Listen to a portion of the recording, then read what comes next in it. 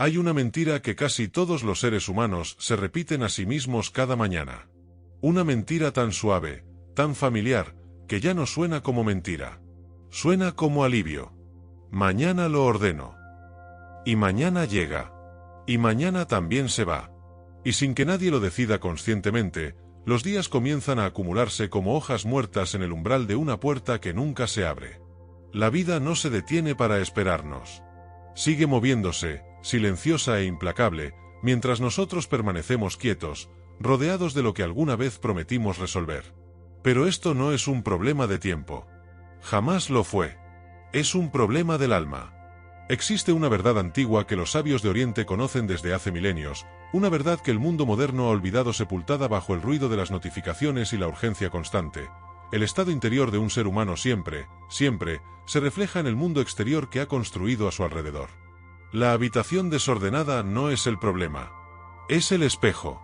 El trabajo sin terminar no es el obstáculo. Es el reflejo. Las relaciones rotas, las promesas incumplidas, los proyectos abandonados, todo ello es la imagen perfecta de algo que ocurre mucho más adentro, en un lugar al que muy pocos se atreven a mirar. Lo que no se organiza dentro, nunca puede ordenarse afuera.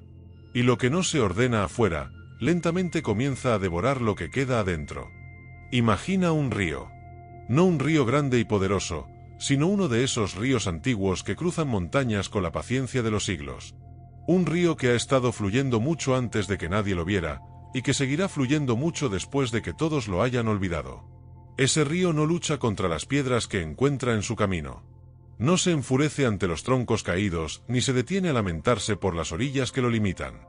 Simplemente fluye. Y en ese fluir, todo obstáculo se convierte en forma. Todo impedimento se convierte en cauce. El río no organiza su camino con fuerza. Lo organiza con presencia constante y dirección clara. El ser humano que ha aprendido a organizar su vida se parece a ese río. Pero la mayoría de las personas se parecen más a un estanque sin salida, lleno de agua que ha dejado de moverse, donde nada crece verdaderamente, donde la superficie se cubre poco a poco de aquello que no circula, no transforma, no avanza. Y en ese estancamiento existe una peculiar comodidad. Porque el caos también tiene su propia forma de comodidad. Una comodidad oscura, sedante, que susurra: todo está bien así. Ya lo arreglarás. No hay prisa. Lao Tse, el anciano maestro que según la tradición escribió el Tao Te Ching en una sola noche antes de retirarse para siempre hacia el oeste, comprendió algo que ningún libro moderno de productividad ha sabido decir con la misma precisión. Él no habló de agendas ni de sistemas de gestión del tiempo. Habló del vacío. Habló de la importancia de lo que no está. Escribió que la utilidad de una vasija está en su parte vacía. Que las 30 radios de una rueda convergen en el vacío del cubo, y es ese vacío el que hace posible el movimiento. Una vida sin organizar no tiene vacío útil. Tiene caos que ocupa todo el espacio. Y en el caos no puede nacer nada nuevo. No puede llegar nada que valga la pena. Porque no hay lugar donde pueda habitar. El desorden exterior es siempre la forma visible del desorden interior. Cuando un ser humano permite que su entorno se fragmente, que sus compromisos se acumulen sin resolución, que sus espacios físicos reflejen confusión y abandono, no está simplemente siendo descuidado. Está enviando una señal profunda, casi silenciosa, que dice: no creo merecer claridad. No confío en mi propia capacidad de dirección. Prefiero el ruido al silencio, porque en el silencio tendría que escucharme.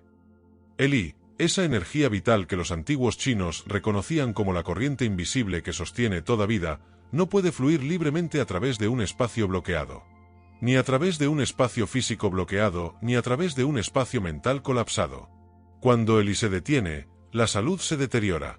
Cuando la energía no circula, el espíritu se adormece. Cuando la vida no fluye, la persona comienza a existir en lugar de vivir.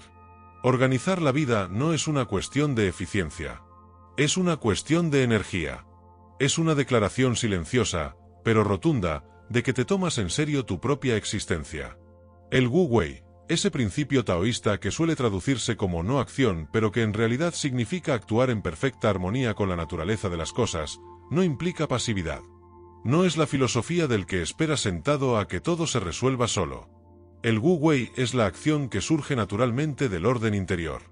Es el movimiento que no requiere lucha porque ya está alineado con lo que debe ser. Y esa alineación comienza siempre por poner orden donde reina el caos. El maestro no fuerza el bambú a crecer recto, pero sí retira las piedras que obstruyen su raíz.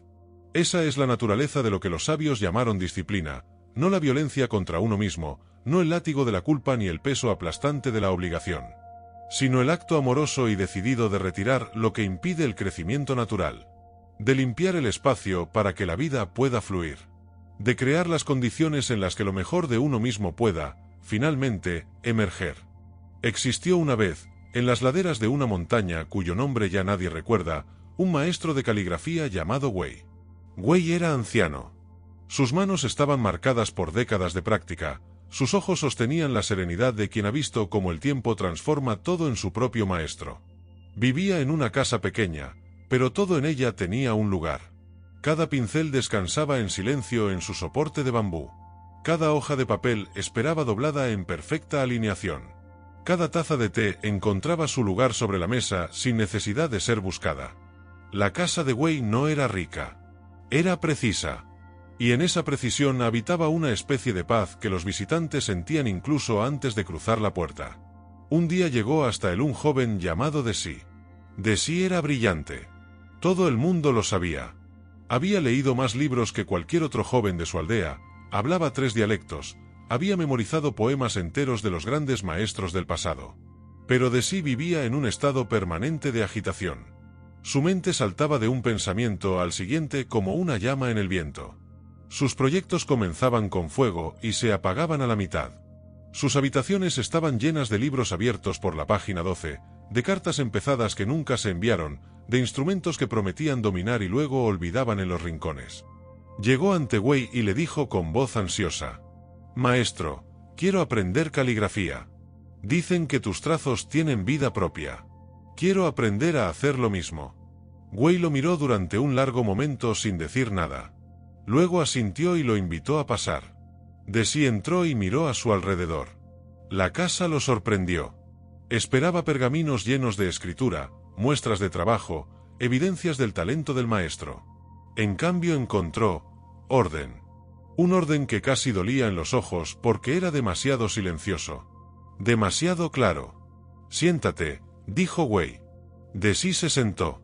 Wei colocó frente a él una hoja de papel blanco, un pincel y un recipiente con tinta.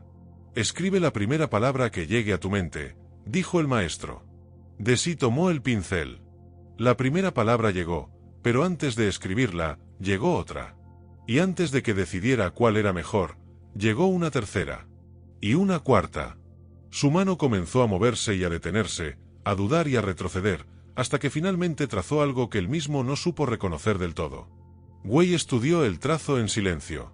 Luego dijo: «Tu problema no es la caligrafía. Tu problema es tu mesa». Desi frunció el ceño. «Mi mesa. Fui a tu aldea hace 3 lunas», dijo el maestro.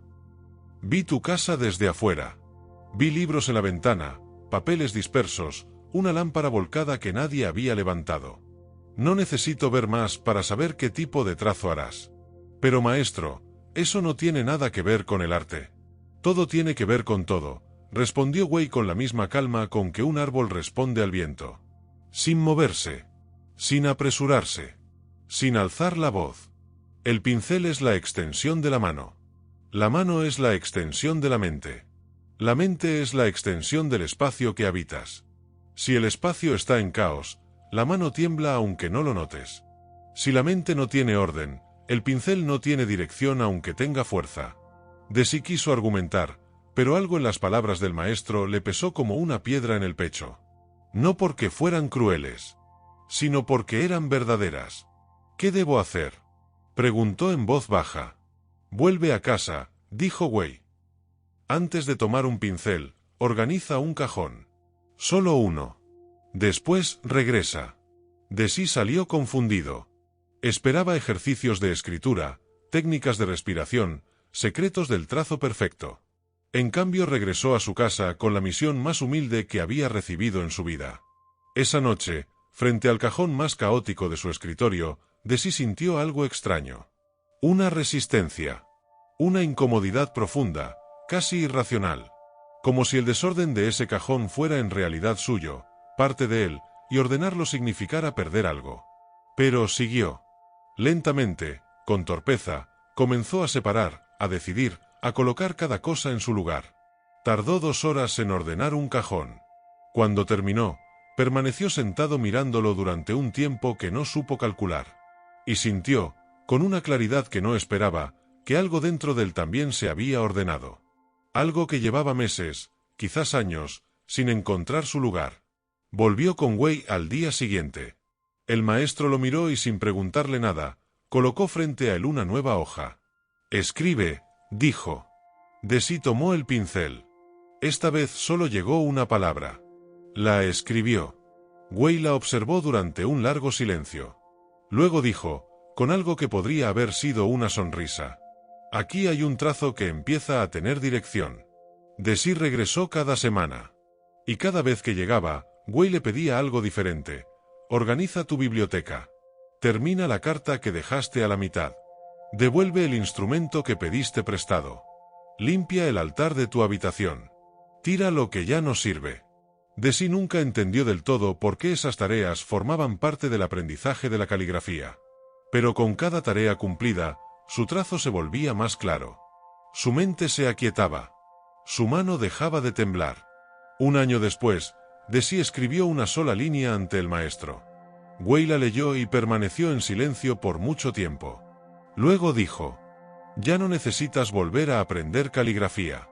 «¿He terminado?», preguntó Desi, sorprendido. «No», respondió el anciano. «Has comenzado. Lo que aprendiste aquí no es cómo trazar caracteres. Aprendiste que el arte vive en el orden que construyes antes de tomar el pincel. Todo lo demás es consecuencia natural de eso». Esa noche, Desi regresó a su casa. Y por primera vez en años, entró a un espacio que era suyo. No de sus miedos. No de sus postergaciones. No de sus promesas rotas. Era suyo. Y en ese espacio, finalmente, pudo descansar. El Tao no es un camino que se sigue. Es el principio que subyace a todos los caminos. Y uno de sus aspectos más profundos, uno que raramente se menciona en las traducciones occidentales del pensamiento taoísta, es este: el universo tiende naturalmente hacia el orden. No el orden rígido, no el orden de la fuerza o el control, sino el orden vivo que emerge cuando cada cosa ocupa el lugar que le corresponde. Las estaciones se suceden con exactitud que ningún reloj humano puede igualar. Los ríos encuentran el mar sin mapas. Las semillas saben qué forma deben tomar. El cuerpo humano, sin intervención consciente, mantiene miles de procesos en equilibrio simultáneo. Todo esto es el Tao actuando, esa corriente silenciosa que organiza sin esfuerzo visible, que ordena sin violencia, que dirige sin imposición. El ser humano es parte de ese orden. Pero también tiene la capacidad, única entre todas las criaturas, de resistirlo. Cuando resistimos el orden, cuando permitimos que el caos gobierne nuestros espacios, nuestros compromisos, nuestros pensamientos, no estamos simplemente siendo desorganizados. Estamos nadando contra la corriente del Tao. Y esa resistencia tiene un costo que no siempre se ve de inmediato, pero que se acumula en silencio: fatiga inexplicable, sensación de no avanzar, ansiedad crónica, la impresión constante de que algo importante se escapa entre los dedos. El Yi, esa energía vital que los maestros de medicina tradicional china llevan milenios describiendo, fluye a través de nosotros como el agua fluye a través de la tierra, buscando siempre el camino más libre, nutriendo lo que encuentra abierto, acumulándose donde hay bloqueo. Un espacio desordenado bloquea el Yi tanto como un pensamiento resentido, tanto como una promesa no cumplida, tanto como una emoción que nunca se procesó y se quedó quieta en algún lugar del cuerpo. Organizar la vida, desde esta perspectiva, es una práctica espiritual. No menos profunda que la meditación. No menos transformadora que el ayuno o la contemplación. Es el acto de alinearse conscientemente con el flujo natural del universo, de convertir el espacio propio en un canal por donde la energía pueda circular, crecer, transformarse. Hay un concepto en el pensamiento taoísta que los traductores occidentales suelen simplificar: Zizeng, el gobierno recto, que comienza siempre por el cultivo del ser interior antes de extenderse hacia afuera. El sabio no intenta ordenar el reino antes de ordenarse a sí mismo. No intenta iluminar a otros sin haber encendido su propia lámpara. No intenta construir algo grandioso en tierra que no ha preparado. La preparación no es un preludio al trabajo real. La preparación es el trabajo real. Cada vez que un ser humano ordena su espacio físico con intención verdadera, está realizando un acto de cultivo interno. Cada vez que cumple lo que prometió cumplir, aunque sea algo pequeño, está fortaleciendo la coherencia entre sus palabras y su alma. Cada vez que termina lo que empezó, aunque sea difícil, está enviando un mensaje poderoso a su propio sistema nervioso: puedo confiar en mí mismo. Y la confianza en uno mismo no viene de los logros grandes y visibles. Viene de los actos pequeños y constantes que nadie más celebra, pero que el propio ser reconoce en silencio. El mundo contemporáneo ha construido una civilización extraordinaria en muchos sentidos, pero ha olvidado algo que las culturas antiguas sabían sin necesidad de libros de autoayuda: que el ser humano necesita orden para prosperar. No el orden de la perfección. No el orden de la apariencia. El orden que surge de decidir, con honestidad, que pertenece a tu vida y que ya no. La aplicación de esta enseñanza no requiere retiros espirituales ni grandes transformaciones de una sola vez. Requiere algo más difícil y más poderoso: actos pequeños, constantes, decididos. Comienza por el espacio físico más inmediato. No tu casa entera. No tu vida completa. Un cajón, como le dijo Huella de sí. Una esquina. Un escritorio. El lugar donde trabajas cada día.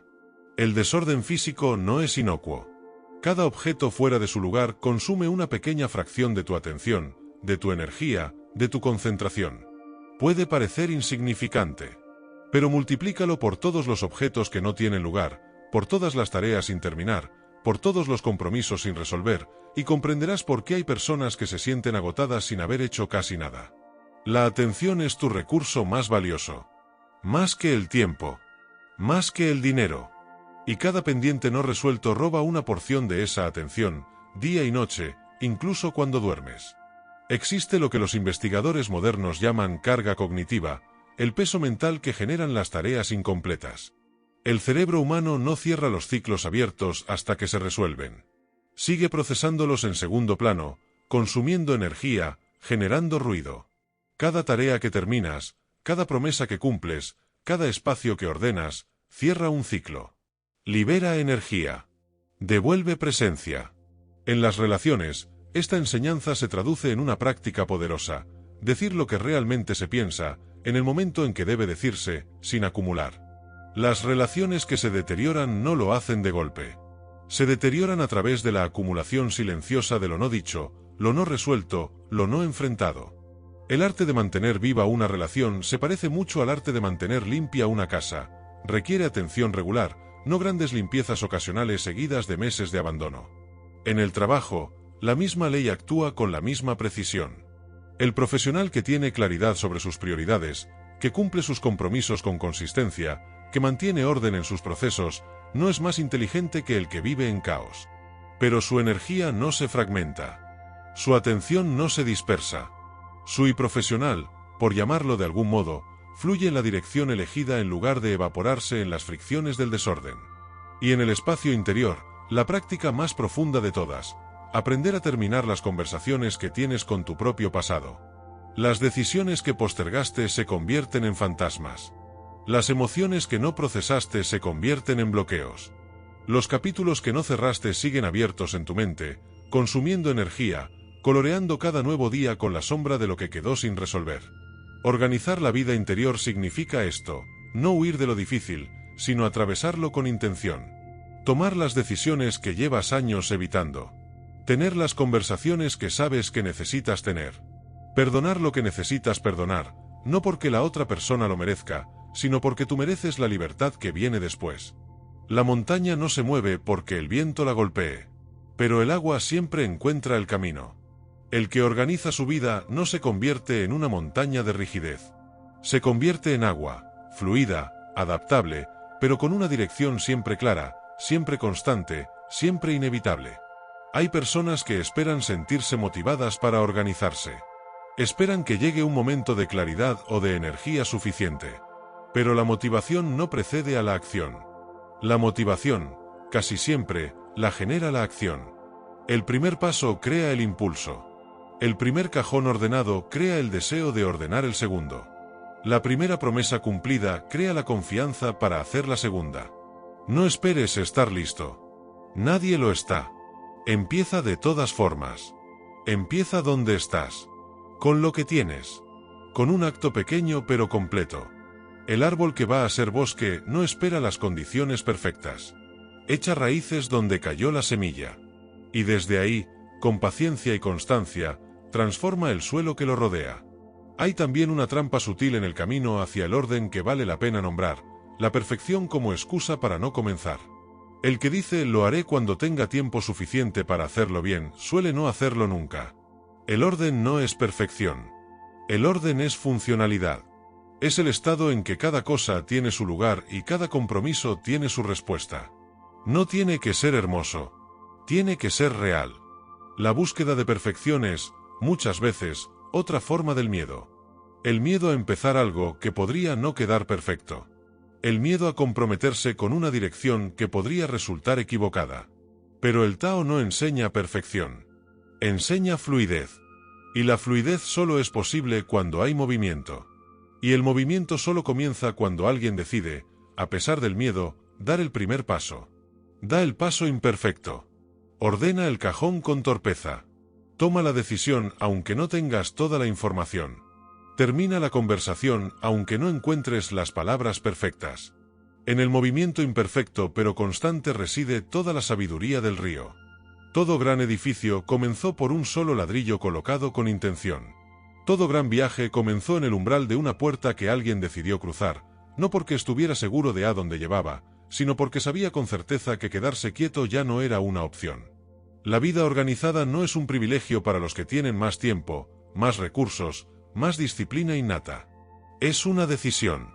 Una decisión que se toma una vez, y luego se vuelve a tomar cada día, en cada pequeño acto de orden, de cierre, de presencia. Wei le enseñó a Desi algo que ningún libro de caligrafía contiene, que el arte más importante no se practica sobre el papel. Se practica en el espacio que habitas, en los compromisos que honras, en la coherencia que construyes entre lo que dices y lo que haces. Cada trazo que haces sobre el mundo comienza, siempre, en el orden que has cultivado antes de tomar el pincel. Cuando organizas tu vida, no estás siendo más productivo. Estás siendo más tú.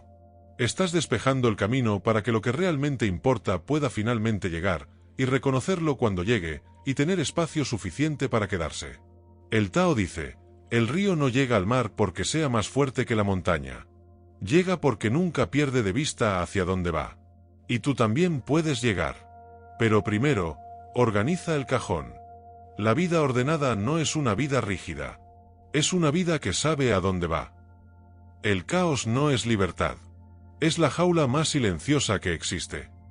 Cuando pones orden en lo pequeño, el universo comienza a poner orden en lo grande.